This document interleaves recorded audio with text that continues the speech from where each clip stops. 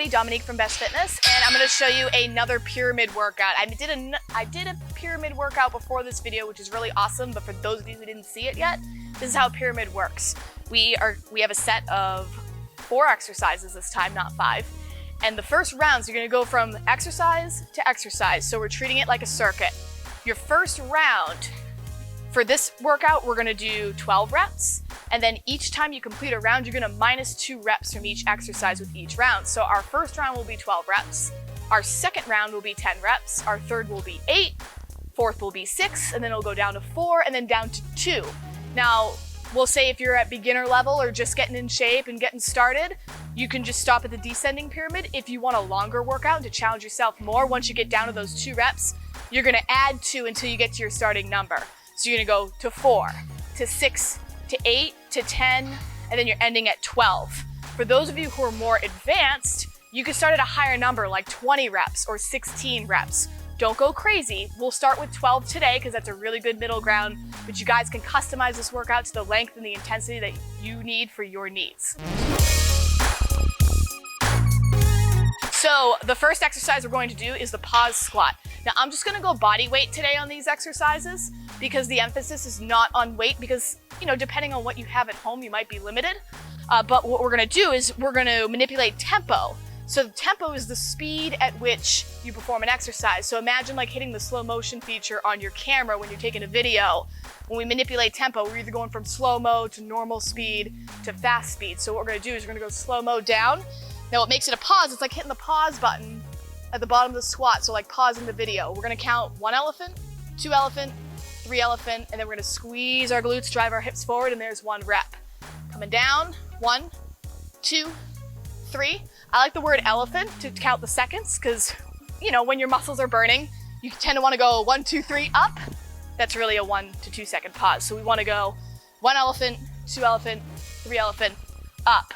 If you're going body weight, notice how I'm holding my arms out in front to help counterbalance. So my arms shoot this way, my tail shoots the opposite way. A signature squat always is characterized by setting the hips back. So you're turning on those hamstrings, you're turning on those glutes because we want to get more bang for our buck. If we're pushing with our knees forward, you're going to stress out the quads so much that it's going to cause some issues in the knees. You're also not activating as many muscles.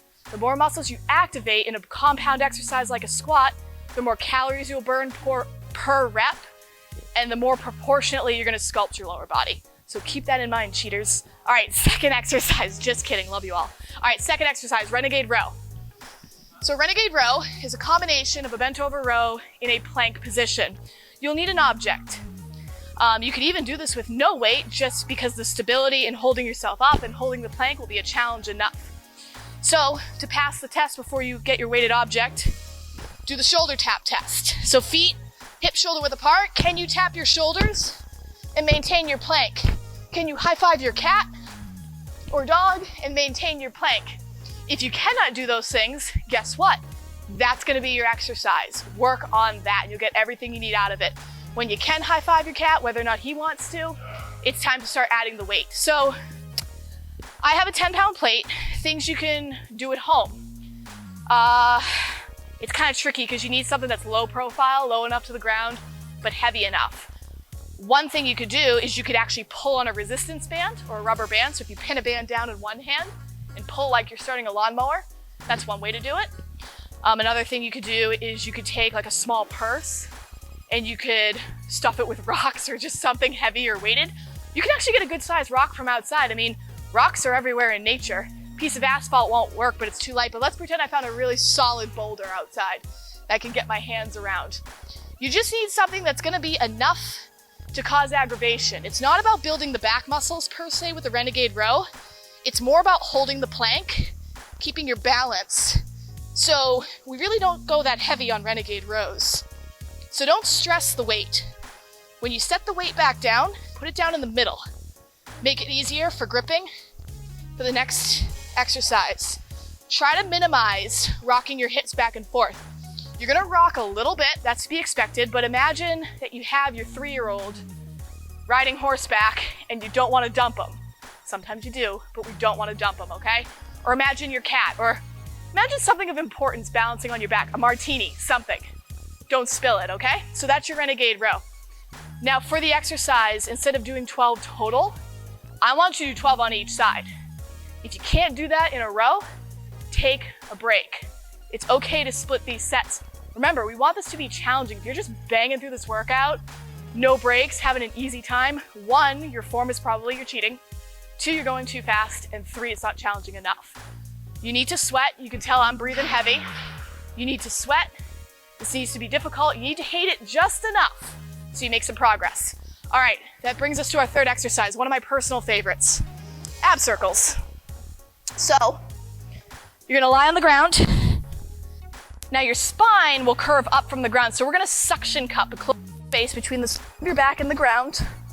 If you need a little bar support, which I do for today, a little sore, I'm gonna wedge my hands next to my tailbone. I'm gonna extend my legs. I'm gonna pretend like I'm holding a paintbrush between my feet, and I am drawing a circle on the wall.